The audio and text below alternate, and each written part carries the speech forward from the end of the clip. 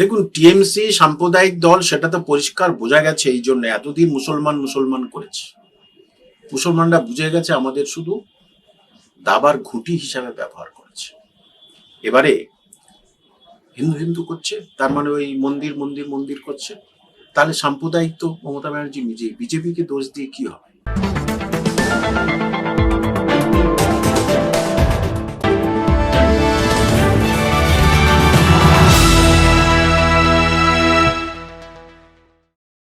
বামফ্রন্ট বরাবর ধর্মনিরপেক্ষ ছিল, কখনো হিন্দু তুষ্টিকরণ করেনি, মন্দিরে যায়নি, মসজিদে গিয়ে নামাজ পড়েনি, ট্রুলি ধর্মনিরপেক্ষ।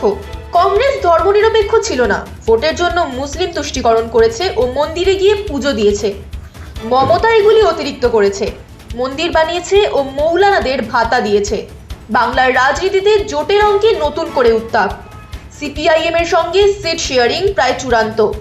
এই দাবি ঘিরে শুরু হয়েছে জল্পনা, মঞ্চ শেয়ারিং হবে কিনা, ভোটের পর তৃণমূলের সঙ্গে জোটের দরজা বন্ধ হয়ে গেল কিনা, আর কেন দলীয় অফিস ছেড়ে বিজেপি নেতাদের থাকা হোটেলেই বৈঠক, সব প্রশ্নেই বিতর্ক তুঙ্গে। এই প্রেক্ষাপটে জনতা উন্নয়ন পার্টির প্রধান বক্তা কামাল হোসেন স্পষ্ট করলেন তার অবস্থান। 28শে জানুয়ারি রাত 8:30টার সময় একটি 5 তারা হোটেলে মোহাম্মদ সেলিম এবং হুমায়ুন কবির একটি মিটিং করেন এবং মিটিং থেকে বেরিয়ে এসে হুমায়ুন কবির বলেন যে মিটিংটি একটি সফল মিটিং হয়েছে। কি ধরনের মিটিং হয়েছে যদি কিছু ইঙ্গিত দেন? দেখুন, এখন রাজ্যের মানুষরা, বিশেষ করে সংখ্যালঘুরা, তারা একটা প্ল্যাটফর্ম খুঁজছে যে কোন প্ল্যাটফর্মে এসে সংখ্যালঘুদের নিয়ে দাবা খেলার রাজনীতিটা শেষ করে দেবে। আর তার ফলে তারা হুমায়ুন কবির প্রথম ডাক দিয়েছিল, আর সে হুমায়ুন কবির ডাকেই মোহাম্মদ সেলিম এসেছেন। সেলিম সাহেবকে ধন্যবাদ, কালকের আমিও ছিলাম। সেলিম সাহেব প্রায় 1 ঘন্টা ধরে আলাপ আলোচনা করেছেন।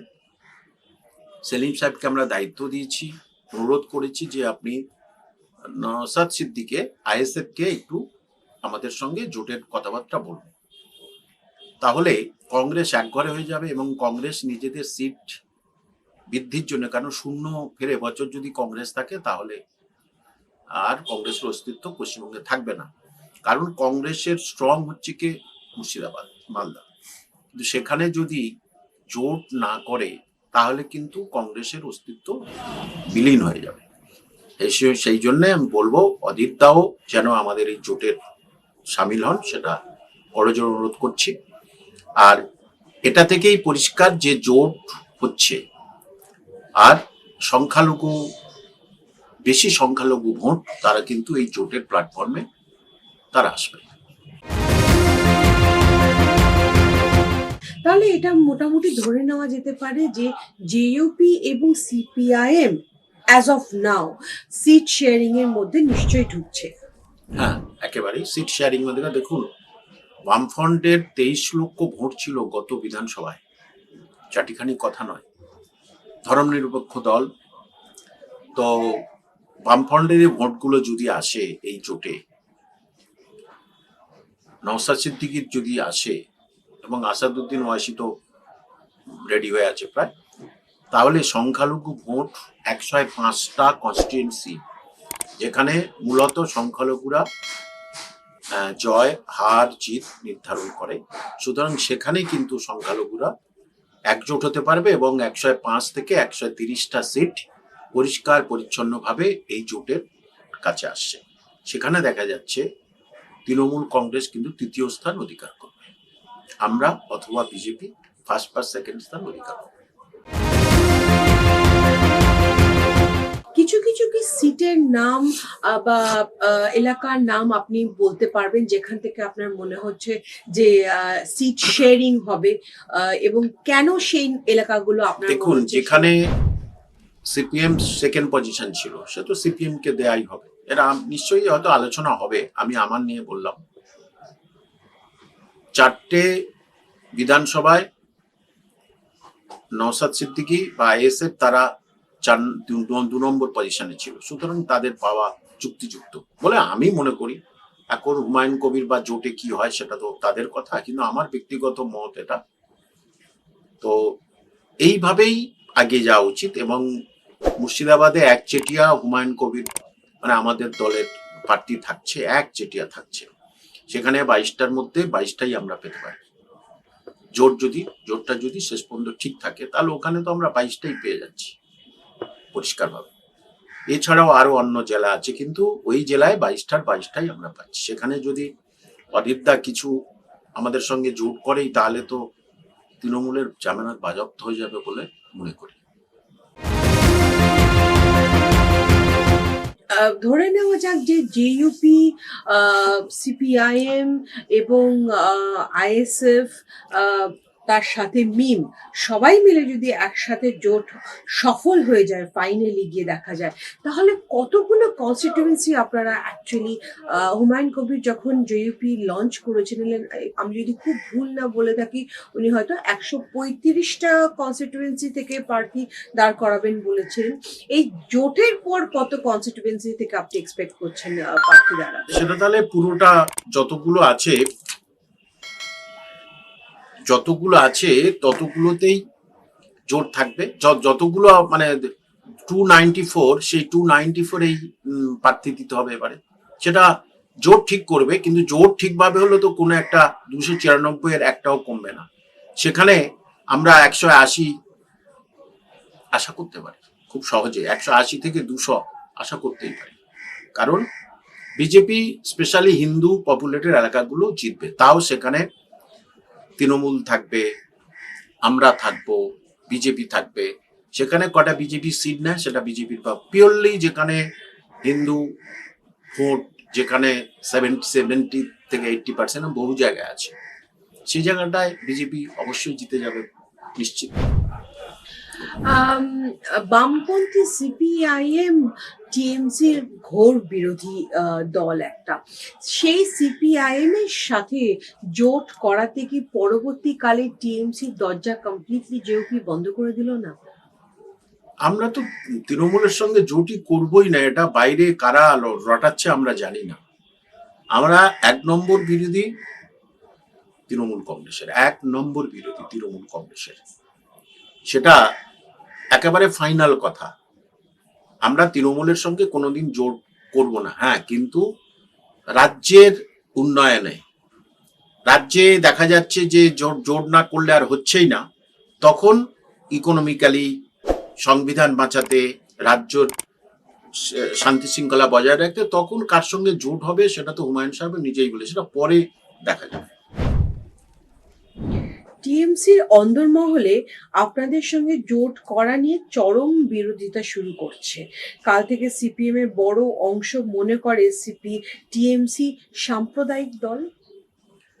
দেখুন, টিএমসি সাম্প্রদায়িক দল সেটা তো পরিষ্কার বোঝা গেছে। এই জন্য এতদিন মুসলমান করেছে, মুসলমানরা বুঝে গেছে আমাদের শুধু দাবার ঘুঁটি হিসাবে ব্যবহার করেছে। এবারে হিন্দু করছে, তার মানে ওই মন্দির করছে, তাহলে সাম্প্রদায়িক তো মমতা ব্যানার্জি নিজেই। বিজেপিকে দোষ দিয়ে কি হবে? মুর্শিদাবাদ ছাড়া সিপিআইএম ও সিদ্দিকি যদি আপনাদের বাংলার অন্যত্র কোনো সিট রাজি না হয়, তাহলেও কি জোট হবে? দেখুন, জোট করতেই হবে, সবার ভবিষ্যতের জন্য জোট করতেই হবে।